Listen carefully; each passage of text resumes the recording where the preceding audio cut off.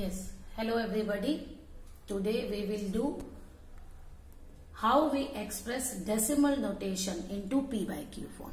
Rational number में आपने पढ़ा है, रैशनल नंबर को हम दो तरह से रिप्रेजेंट करते हैं, एक numerator upon denominator p by q form और एक डेसिमल की फॉर्म जो दो तरह की होती है, एक तो ईदर टर्मिनेटिंग और रिपीटिंग एंड नॉन टर्मिनेटिंग। तो ये अब हमें देखना है। देखो अब जो टर्मिनेटिंग है ये 1.5 है, ये आपने पहले किया हुआ है। क्या होगा, पॉइंट की जगह हमने 1 लिख दिया और पॉइंट के बाद जितने नंबर है उतना हमने 0 लगा दिया और फिर चाहे तो आप इसे लोएस्ट फॉर्म में ले जा सकते हैं। ये आपने पहले भी छोटी क्लासेस में किया है। अब इसका सेकंड का आंसर क्या होगा, पॉइंट के बाद कितने नंबर है, 1 2 3 4 5 6, 6 digits are there. Okay, point के बाद हमारे पास कितने डिजिट्स हैं, 6 डिजिट्स। तो सेकंड वाले का जो डेसिमल रिप्रेजेंटेशन है उसका p by q फॉर्म होगा 356752 अपॉन 1 2 3 4 5 6। ये आपने पहले भी पढ़ा है, लेकिन अब इसको जिसके बार वाले नंबर्स हैं, बार मीन्स कि ये रिपीट हो रहे हैं, तो इनको हम कैसे करेंगे ये आपको देखना है। देखो पहले इस क्वेश्चन का मतलब समझो। इसका मतलब है 0.666666 आ रहा है ना। तो अब इसको हम इस तरह से तो कर नहीं सकते, चलो मैंने पॉइंट के बाद तो नीचे 1 लगा दिया, अब 0 कितनी लगाऊं वो तो मुझे पता ही नहीं है क्योंकि वो तो नॉन टर्मिनेटिंग है। तो इनको करने के एक मेथड है। ओके, अब यहां से ही समझना इसको। लेट x हमने लिया 0.6 बार, x मेरा जो है वो p by q फॉर्म है, वो रैशनल नंबर है।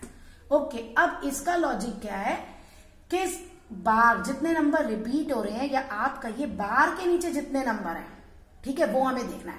बार के नीचे कितने नंबर है, क्या कौन सा डिजिट रिपीट हो रहा है, सिर्फ एक 1। तो 1 रिपीट हो रहा है तो हम इनको मल्टीप्लाई करेंगे 10 से, और अगर 2 डिजिट्स रिपीट हो रही होंगी तो मल्टीप्लाई करेंगे हम 100 से, और 3 डिजिट रिपीट हो रही होंगी तो हम किससे मल्टीप्लाई करेंगे, 1000 से। ऐसे हम मल्टीप्लाई करते हैं, ठीक है। अब ये मेरी इक्वेशन 1 है, मल्टीप्लाई इक्वेशन 1 बाय 10।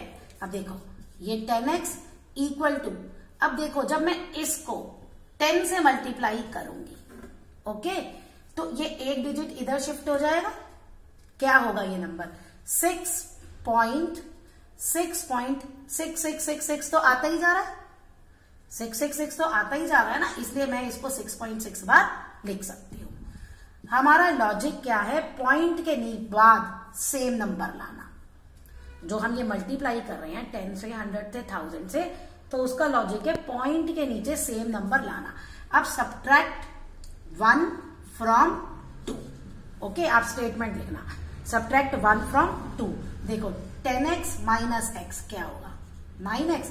अब इसको रफ में लिख के देखो, 6/6 बार और ये 0.6 बार। देखो अब ये जितनी बार भी 6 आ रहा है, दोनों में आ रहा है तो वो कट गया, जितनी बार भी आ रहा है हर बार 6 माइनस 6 0 हो जाएगा, और यहां हमारे पास आएगा 6.0। तो 6.0 कैन बी रिटन एज 6। तो x is equal to 6/9 which is equal to 2/3। तो ये ऐसे होते हैं आपके। तो अभी ये मैं 5 क्वेश्चन आपको बताऊंगी टोटल, तो उससे आपको और क्लियर हो जाएगा।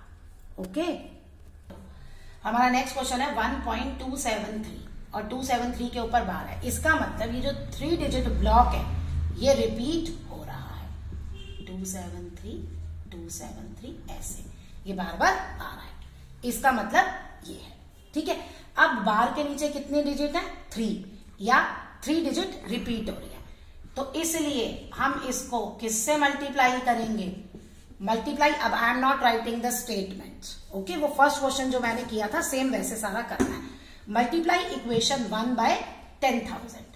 ये देखो हो गया 10,000।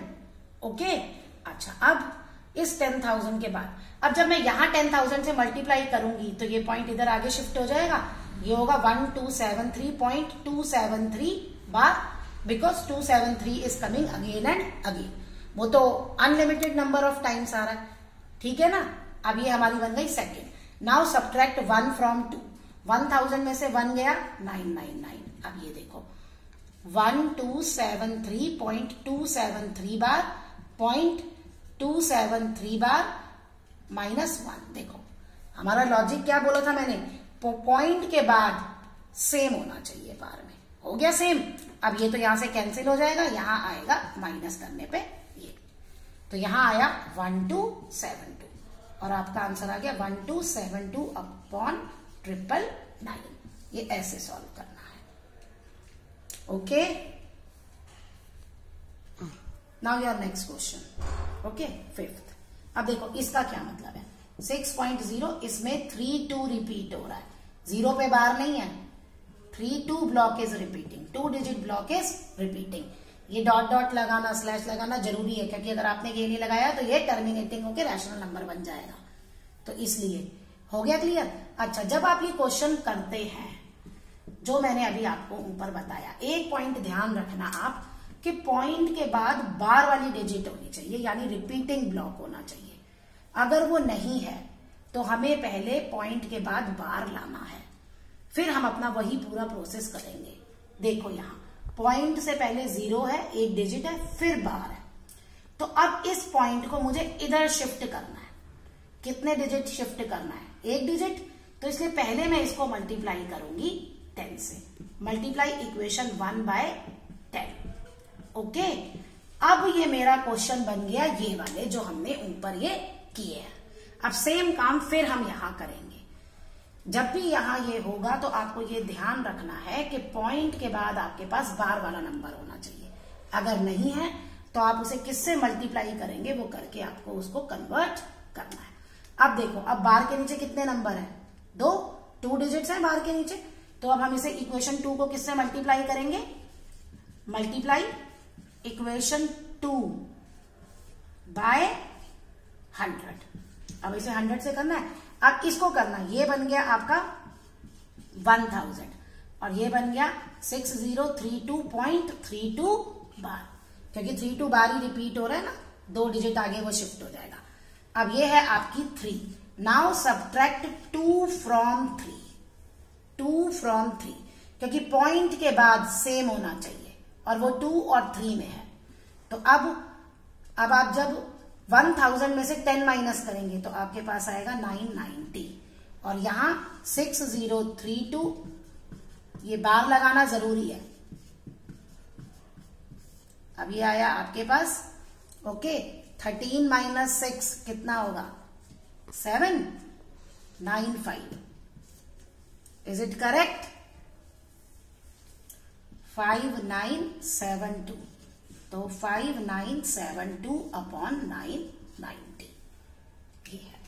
एक क्वेश्चन एक और मैं ऐसा आपको करवा देती हूं जिसमें आपका फिर से ये और क्लियर हो जाएगा इससे कि ये कैसे करना है। This is your last and this is very important. Okay, now my number is 723 बार। अब मैंने आपको क्या कहा कि पॉइंट के बाद हमारे पास बार वाले नंबर होने चाहिए। अब ये पॉइंट मुझे 2 डिजिट इधर शिफ्ट करना है, तो इसलिए अब मैं मल्टीप्लाई करूंगी इक्वेशन 1 को 100 से, तो ये मेरा आ गया 3 बार। ओके, अब मल्टीप्लाई इक्वेशन 2/10, क्योंकि बार के नीचे कितना नंबर है? एक ही डिजिट है, तो इसलिए अब हम इसे मल्टीप्लाई करेंगे 10 से। अब ये आ गया ये। नाउ सब्ट्रैक्ट 2 फ्रॉम 3, तो ये आपका आ गया 1000 में से 100 माइनस हो, ये आ गया आपका 900 और यहां जब आप माइनस करेंगे तो 3 बार से 3 बार कट गया, 3 - 2 1, 12 - 7 5, ओके, एंड 6 - 1 5 1। अपना कैलकुलेशन भी आप लोग चेक कर लिया कीजिए। Okay, this is our number, this is the main logic for these questions कि अगर बार वाले हैं तो हम कैसे उसका पी वाई करेंगे, और ये तो आप पहले क्लासेस में पढ़ भी चुके हैं।